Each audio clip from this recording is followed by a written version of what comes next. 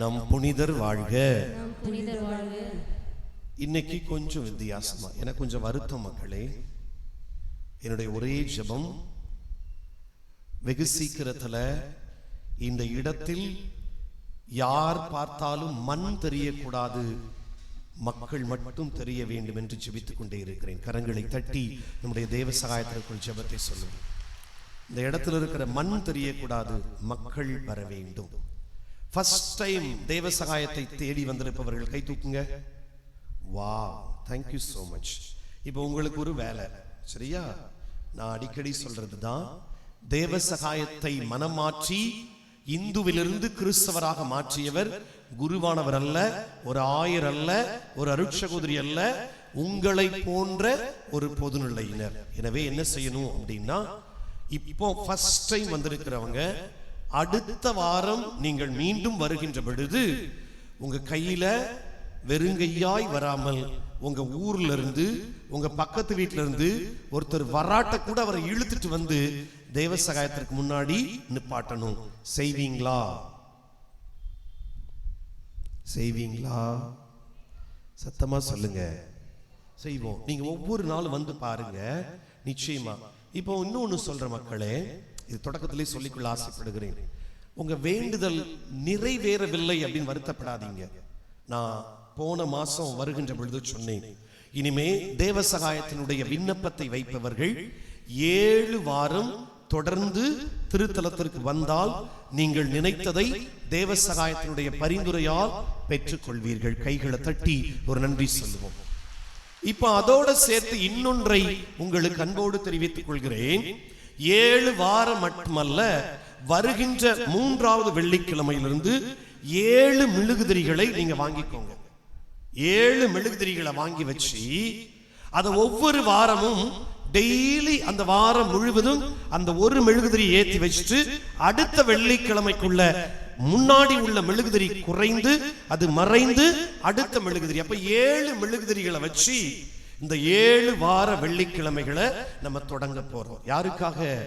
நம் பாதுகாவலர், நம் மண்ணின் புனிதர் தேவ சகாயத்திற்காக. நீங்க செய்யுங்க மக்களே. நடக்கலன்னா என் சட்டையை பிடிச்சு கேளுங்க. உண்மை என்ன சொல்றேன், சேலஞ்ச் பண்றேன்.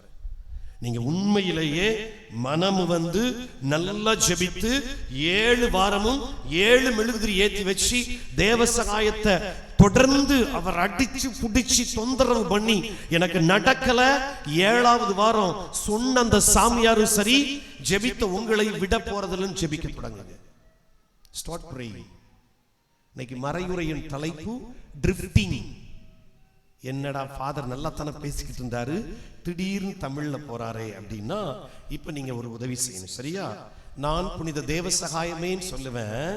நீங்க உங்க வலப்புறமும் இடப்புறமும் இருப்பவரை பார்த்து சிரிச்சுக்கிட்டு உங்களுக்கு சகாயம் தருவார் சொல்லுங்க. பார்த்து வாய் வலிக்காம சொல்லுங்க பாப்போம். வந்தன்னு வச்சுக்கோங்களேன், இடுப்புல கட்டியிருக்கிற கயரை எடுத்து உதன்னு உதைப்பேன். சத்தமா கையை பிடிச்சு சொல்லுங்க, புனித தேவ சகாயம். அவங்கள்ட்ட சொல்லுங்க, என்னையே பார்த்து சொல்றது, புனித தேவ சகாயம். நிச்சயமாக உங்களுக்கு சகாயம் தருவார். அப்போ இந்த திருத்தல வளாகத்திற்குள் வரும் பொழுது இத ஒரு மந்திரமா நம்ம சொல்லணும். புனித தேவ சகாயமே எனக்கு சகாயம் தாங்க, புனித தேவ சகாயமே எனக்கு சகாயம் கொடுங்க. அவர் பேரை சொல்லியே அவருக்கு ஒப்பு கொடுப்போம். இன்றைக்கு மறையுரையின் தலைப்பு ட்ரிஃப்டிங். ஃபாதர், இது என்னது ஃபாதர் அப்படின்னா, ஒருவர் கடவுள் மீது தொடக்கத்தில் மிகுந்த பக்தி வைத்து ஒரு விண்ணப்பத்திற்காக ஜெபித்துக் கொண்டே இருப்பார். ஆனா என்ன ஆகும்னா, நாளடைவில் அப்படியே தேஞ்சி தேஞ்சி தேஞ்சி கடைசில கடவுள் மீது பக்தி இல்லாம போயிடும். நம்ம ஊர்ல ஒரு பழமொழி சொல்லுவாங்க, வர வர மாமியா. தெரியாதா? சொல்லுங்க பாப்போம். வர வர மாமியா கிழவி போல தேஞ்சு போனாலாம். தெரியாதா உங்களுக்கு? ஏ அப்பா, எல்லாம் அமெரிக்காவில இருந்து வந்த மாதிரி தான் உட்கார்ந்துருக்கிறீங்க. அது சரி. வர வர மாமியா கிழவி போனா தேஞ்சு போனாலாம் அப்படின்னு எங்க ஊர் சைடு சொல்லுவாங்க. அன்பார்ந்தவர்களே, ஒரு சில நபர்கள் இந்த பக்தியில இப்படி செஞ்சு கொண்டிருக்கிறார்கள். அப்படி கொஞ்சம் கொஞ்சமா நம்பிக்கை இல்லாம என்னத்த கை தட்டுறது, என்னத்த வாயை திறந்து ஜெபிக்கிறது, எதுக்கு இதை செய்யணும் என்று அப்படியே விலகி விலகி விலகி கடைசியில இங்கே நின்று கொண்டிருந்தவர்கள் கடைசி வரிசைக்கு சென்று வெளியில் சென்று விடுகிற நிலைமை வருவதற்கு பெயர்தான் இந்த ட்ரிஃப்டிங். இது தமிழ்ல என்ன சொல்லுவாங்க அப்படின்னு உங்களுக்கு சொல்லிடுறேன். வழுவி விடுதல். என்ன விடுதல்? வழுவி விடுதல். நான் சொல்லலங்க, எபிரேயருக்கு எழுதப்பட்ட கடிதம் 2வது அதிகாரம் 1வது வசனத்தை வாசித்து பாருங்கள். எபிரேயர் 2:1 சொல்லுகிறது, நீங்கள் வழுவி விடாதவாறு நம்பிக்கையில் நிலைத்திருங்கள் என்று சொல்லும். வழுவி விடுதல், வழுக்கி விடுதல் வேறு, வழுவி விடுதல் வேறு. வழுக்கி விடுதல்னா என்னது? என்னுடைய உணர்வோடு நான் அப்படியே விழுந்து விடுவது. இப்ப ஒரு திருப்பரப்பு ஃபால்ஸ்க்கு போறீங்க, பாசியா இருக்குது பாறையில, தெரிஞ்சுக்கிட்டு என்ன பண்ணுவோம்? பெரிய இவர் மாதிரி அதுல காலை வைப்போம், அப்புறம் தொபுக்கடியர் விழுந்துட்டு எம்மே அப்படின்னு அடி வாங்கிட்டு இருப்போம். அதுக்கு பேரு வழுக்கி விடுதல். வழுவி விடுதல் என்றால் நம்மையே அறியாமல் நமக்குள்ள இருக்கிற இந்த பக்தி, கடவுள் நம்பிக்கை அப்படியே கொஞ்சம் கொஞ்சமா கொஞ்சம் கொஞ்சமா அப்படியே நம்மை விட்டு விலகி சென்று விடும்.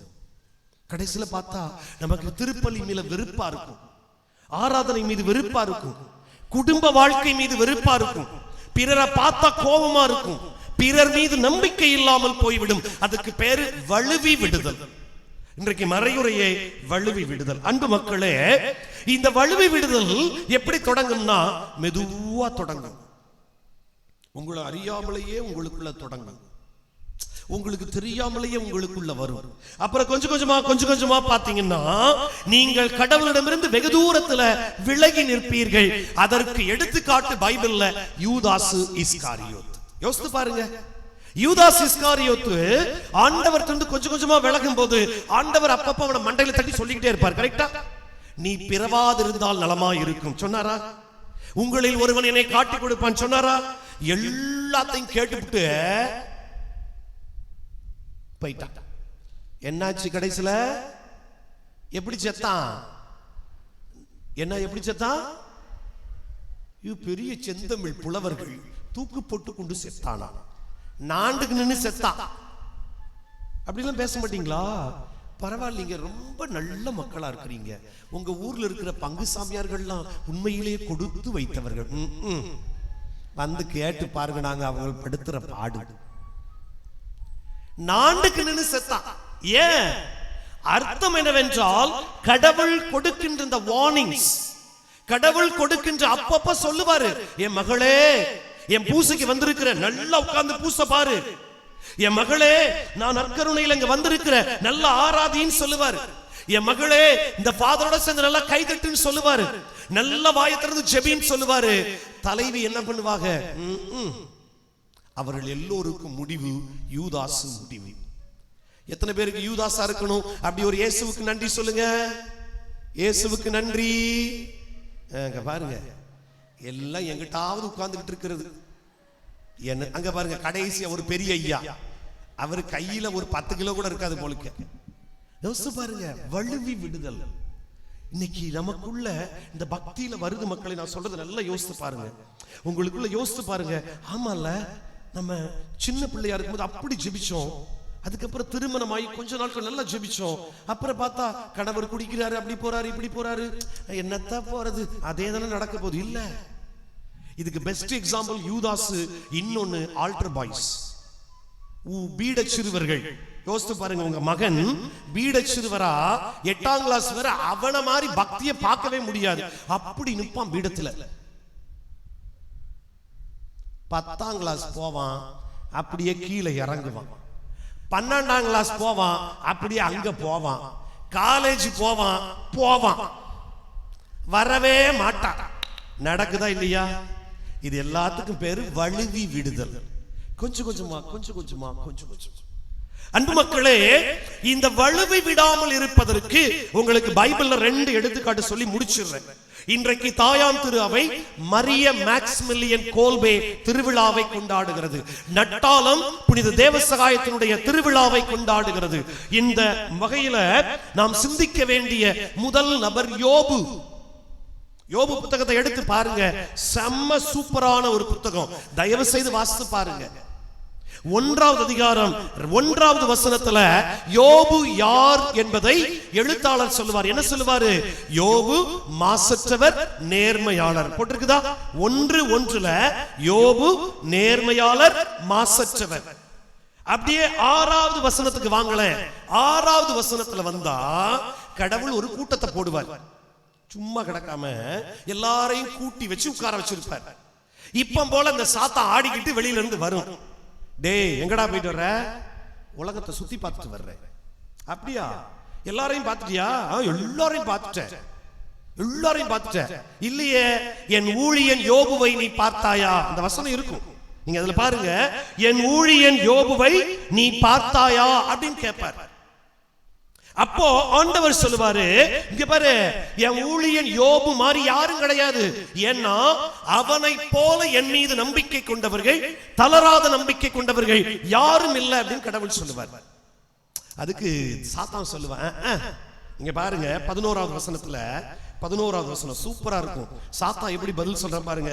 அவனுடைய பொருட்கள்ல கை வச்சு பாருங்க, அவன் சொத்தை நீங்க புடுங்கி பாருங்க, அவங்கிட்ட இருக்கிறது எல்லாத்தையும் எடுத்து பாருங்க, அவன் எப்பேற்பட்ட ஆளுன்னு உங்களுக்கு தெரியும். பாத்தீங்களா மக்களே, பல நேரத்துல நம்ம குடும்பத்துல ஆண்டவர் இப்படி ஒரு சோதனை வைப்பாரு.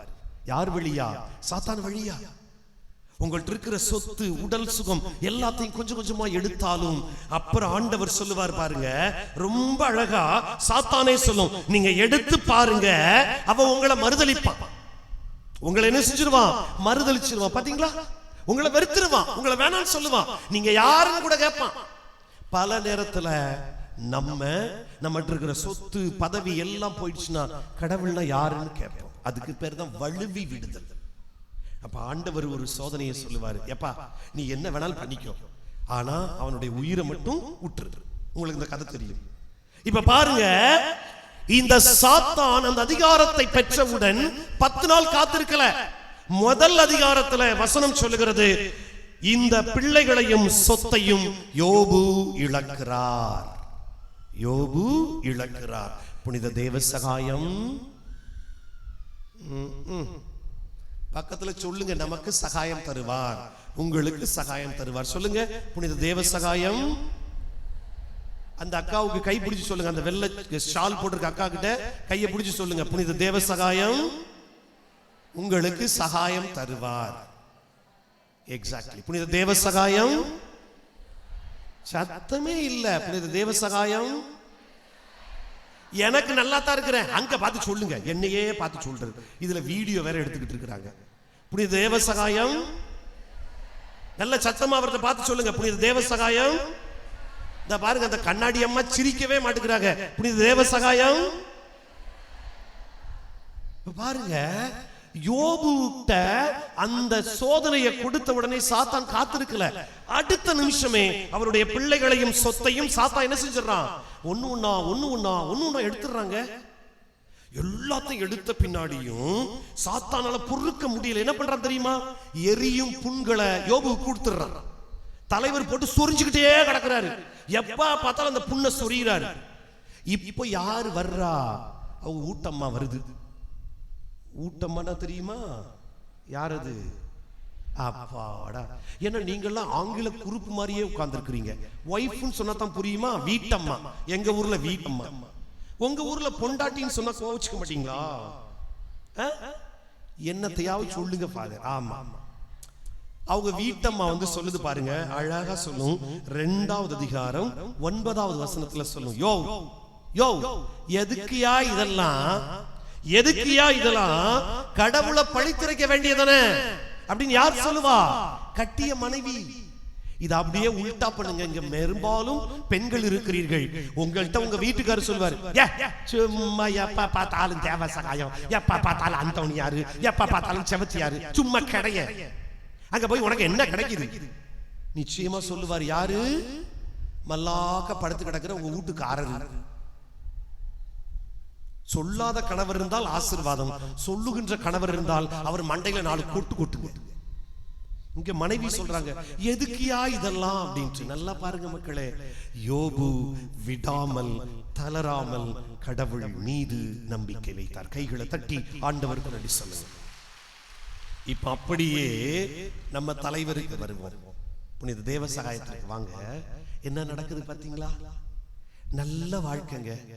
உண்மையில சொல்றேன், இந்த பீடத்திலிருந்து சொல்றேன், நான் மட்டும் தேவ சகாயமா இருந்திருந்தேன்னா நிச்சயமா அங்க இருந்து இங்க வந்திருக்கவே மாட்டேன். நல்ல வேலை, நல்ல மனைவி, நல்ல காசு, அரசு பதவி எதுக்கு போட்டுக்கிட்டு? கரெக்டா? ஆமாவா இல்லையா? ஏன் ஆமாவா இல்லையா? ஆனா இவர் சும்மாவா கிடந்தாரு? அதெல்லாம் முடியாது. என் பேரு தேவசகாயம், நான் இனிமே கிறிஸ்துவுக்கு சொந்தம், இனிமே எனக்கு எல்லாமே இயேசுதான், இனிமே என்ன நடக்குதோ நடந்துட்டு போட்டு. பாத்தீங்களா? நீங்க நல்லா யோசித்து பாருங்க.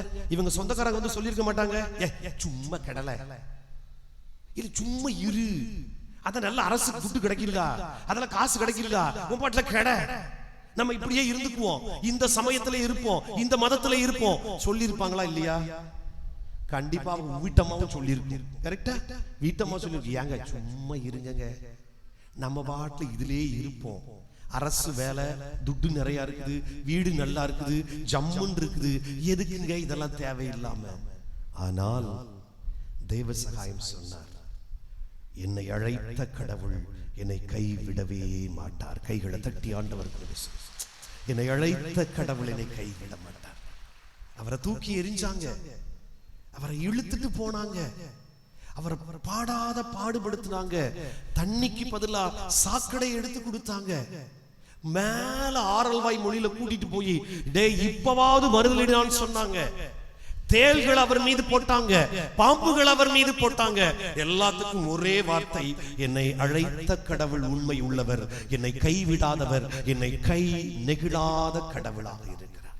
யோசித்து பாருங்க மக்களே, அதுதான் வலுவி விடாத நம்பிக்கை. இன்னைக்கு கத்தோலிக்க கிறிஸ்தவத்துல வலுவி விடக்கூடிய நம்பிக்கை நிறைய வருது. அதனாலதான் பக்கத்துல இருக்கிற நெட்டாளத்துக்கு வர்றதில்ல, 10,000 தூரத்துல இருக்கிற அங்க போய் கைதட்டிட்டு உட்கார்ந்துட்டு இருப்பார். பக்கத்தில் இருக்கிற நட்டாளம் புனிதரை நம்புவதில்லை, எங்கேயோ இருக்கிற பாஸ்டர் போய் ஐயா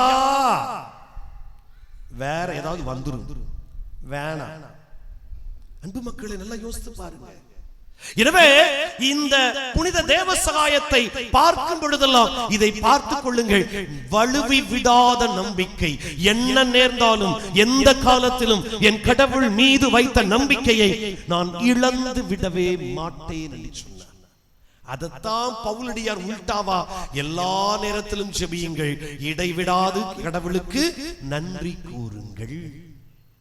என்ன ஆனாலும் பரவாயில்ல மக்களே, கையை பிடிச்சுக்கோங்க, கையை பிடிச்சுக்கோங்க, தேவ சகாயத்தினுடைய பரிந்துரையை பிடிச்சுக்கோங்க, வலுவி விடாமல் உங்களை ஆண்டவர் காப்பார். அதுக்கு 3 விஷயம் மட்டும் செய்யும் மக்களே. தொடர்ந்து போராடுங்கள், தொடர்ந்து போராடுங்கள். யோசித்து பாருங்களேன், உண்மையில எனக்கு ஃபாதரை பார்த்தா ஒரு வகையில ஒரு மாதிரி இருக்கு, இல்லாட்டி இன்னொரு வகையில இல்ல. நான் இருக்கின்ற 5 ஆண்டுகளில் இந்த தேவ சகாயத்திற்காக நான் எதையாவது செய்ய வேண்டும். யோசித்து பாருங்க, எத்தனை பேர் வீட்டில் போய் உட்கார்ந்து பல மணி நேரம் பேசி கையேந்தி தேவ சகாயத்திற்காக ஏதாவது கொடுங்க. தொடர்ந்து போராடுதல், அதனுடைய ஆசீர்வாதத்தை டிசம்பர் 6ஆம் தேதி தேவ சகாயம் நிச்சயமாக இந்த திருத்தலத்திற்கு ஒவ்வொரு முறையும் வருகின்ற எல்லோர் மீதும் ஊற்றுவார். கைகளை தட்டி ஆண்டவருக்கு எல்லார் மீதும் 5 ரூபாய் கொடுத்ததிலிருந்து 50,000 கொடுத்த எல்லா மக்கள் மீதும் தேவ சகாயத்தினுடைய வல்லமை தொடர்ந்து போராடுகின்ற உங்கள் மீது நிச்சயமாக இருக்கும். அதைத்தான் பவுலடியார் அழகாக 2 தீமோத்தி 4:7 சொல்லுவார், நல்லதொரு போராட்டத்தில் ஈடுபட்டேன், என் விசுவாசத்தை காத்துக்கொண்டேன். பாத்தீங்களா? தொடர்ந்து போராடுங்க. 2வது ரொம்ப முக்கிய மக்களே, கிறிஸ்துவில் வேரூன்றி இருங்கள். இப்ப எல்லாரும் கை தூக்கி சொல்லுங்க, காலையில எந்திரிச்சதுல இருந்து இவ்வளவு வரைக்கும் 10 தடவை இயேசுவேன்னு சொல்லவங்க மட்டும் கை தூக்குங்க. இயேசுவேன் 10 தடவை. ஆமா ஃபாதர், ஆராதனையில நிறைய தடவை சொன்னோம்ல, நான் சொன்னதுனால சொன்னீங்க. சொல்லுவீங்களா? அப்பாடா அப்பாடா, நன்றி, உண்மையிலே நன்றி. அன்பு மக்களே, ஒவ்வொரு நாளும் அட்லீஸ்ட் ஒரு 100 டைம்ஸ் இயேசு நன்றின்னு சொல்லுங்க. புனித தேவ சகாயமே சகாயம் தாரும் சொல்லுங்க. செய்வோமா? செய்வோமா? இப்போ கடைசி ஒரு ஹோம்வொர்க், அவ்வளவுதான், முடிஞ்சு. வலுவி விடாமல் நம்பிக்கையை காப்பாற்றிக் கொள்ளுங்கள். உங்களுக்கு ஒரு எடுத்துக்காட்டு பைபிள்ல இருந்து யோபு, நம்முடைய சொந்தக்காரர் நட்டாளம் புனித தேவ சகாயம், 2 எடுத்துக்காட்டு சொல்லிட்டேன். நீங்கள் வலுவி விட்டால் நாண்டுக்கு நின்று சாவீர்கள் என்பதற்கு எடுத்துக்காட்டையும் யூதாசை சொல்லிவிட்டேன், பார்த்து கொள்ளுங்கள். இப்போ நம்ம ஒரு ஹோம்வொர்க். இந்த வெள்ளியிலிருந்து அடுத்த வெள்ளி எவ்வளவு நாட்கள் இருக்கிறது? 7 நாள். கரெக்டா? நம்ம ஒரு சேலஞ்ச் பண்ண போறோம். உங்களுக்கு நான் சேலஞ்ச் அடுத்த வார வெள்ளிக்கிழமை கேட்பேன். என்னன்னா, இன்னையிலிருந்து அடுத்த வெள்ளி வரைக்கும் புனித தேவ சகாயமே எனக்கு சகாயத்தை தாரும். சொல்லுங்க, சத்தமா சொல்லுங்க மக்களே. அப்ப ஒவ்வொரு நாளும் நம்ம ஒரு 30 தடவை சொல்ல போறோம். எத்தனை தடவை? காலையில 10, மதியானம் 10, நைட்டு 10. இதுல ஏதாவது உங்களுக்கு பிரச்சனை இருக்குதா? நோ ஃபாதர், எனக்கு டைமே இல்லை ஃபாதர். நான் காலையில் எந்திரிச்ச உடனே அமெரிக்காவுக்கு ஃப்ளைட்ல போவேன், சாயந்தரம் ஜெர்மனிக்கு போவேன் என்று சொல்பவர்கள் மட்டும் சொல்ல வேண்டாம், மற்றவர்கள் சொல்லுங்கள். என்ன சொல்லணும்? பக்கத்தில் இருக்கிற முகத்தை பார்த்து சொல்லுங்க. ஆமா, இன்னையிலிருந்து அடுத்த வெள்ளிக்கிழமைக்குள்ள ஒவ்வொரு நாளும் 30 தடவை. 7/3/2000 எவ்வளவு தடவை சொல்லுவோம்? 210 தடவை. கரெக்டா? 3/21. கரெக்டா? அப்ப 210 தடவை வருகின்ற வெள்ளிக்கிழமைக்குள் இந்த அழகான மந்திரத்தை, ஜெபத்தை சொல்லிக்கொண்டே இருப்போம். இறைவன் நம்மை ஆசீர்வதிப்பதாக. அன்பு மக்களே, காணிக்கைக்காக ஜெபிப்போமா? உங்க கண்களை மூடி ஒரு விசை. முகமலர்ச்சியோடு தருபவர்களை ஆண்டவர் நிச்சயமாக காப்பாற்றுவார். வழுவி விடாத ஒரு நம்பிக்கையை பெறுவதற்காக ஜெபிங்க. வழுவி விடாத நம்பிக்கை. ஆண்டவரே, எனக்குள் இருக்கிற நம்பிக்கை, பக்தி, விசுவாசம் கொஞ்சம் கொஞ்சமாக குறைந்து வந்து கொண்டே இருக்கிறது. ஒரு காலத்தில் நல்லா துதிப்ப ஆண்டவரே, இன்றைக்கு எனக்கு வாயவே திறக்க கூச்சமாக இருக்கிறது. ஒரு காலத்தில் சத்தமாக பதில் சொல்லுவேன், இன்றைக்கு வாயவே திறப்பதில்லை. ஒரு காலத்தில் எல்லா ஆலயங்களுக்கும் சென்று ஜெபிப்பேன், இப்பொழுது ஜெபத்தில் ஒரு வெறுப்பு என்றால் இப்பொழுது ஜெபிங்க மக்களை. முகமலர்ச்சியோடு தருபவர்களை ஆண்டவர் ஆசீர்வதிக்கிறார். அன்பு ஆண்டவரே, இதோ இந்த நாளில யோபுவை போல, என் பாதுகாவலர் நட்டாலம் புனித தேவசகாயத்தை போல வழுவி விடாத ஒரு நம்பிக்கையை கொடுங்க. வழுவி விடாத ஒரு நம்பிக்கை. ஆண்டவரே, என் வாழ்க்கையிலே குறைவுகள் இருக்கும், என் வாழ்க்கையிலே துன்பங்கள் இருக்கும், என் வாழ்க்கையிலே போராட்டங்கள் இருக்கும், என் வாழ்க்கையிலே குறைபாடுகள் இருந்தாலும் வழுவி விடாதவாறு உம்மை இறுக பற்றி பிடித்துக் கொள்ளக்கூடிய ஒரு நம்பிக்கையை கொடுங்க. அதற்காக நான் செலுத்துகிற இந்த காணிக்கையை ஆசீர்வதிங்கப்பா. இதனுடைய அன்பின் வெளிப்பாடு, என் நம்பிக்கையின் வெளிப்பாடு, என் விசுவாசத்தின் வெளிப்பாடு. இந்த திருத்தலத்திற்காக நான் கொடுக்கின்ற ஒரு சிறிய காணிக்கை ஆண்டவரே, டிசம்பர் 6க்குள் நீர் ஒரு பெரிய காரியத்தை புனித தேவசகாயத்தின் பரிந்துரையால் எனக்கும் என் குடும்பத்திற்கும் செய்ய வேண்டும். ஆசீர்வதிங்க, என் காணிக்கையை ஆசீர்வதிங்க. நான் கொடுப்பது சிறியது, ஆனால் நீரோ பெரியவர். அதை பெரிதாக்கும்படியாக ஜெபிக்கிறேன். என் ஜெபம் கேளும் நல்ல பிதாவே. ஆமென்.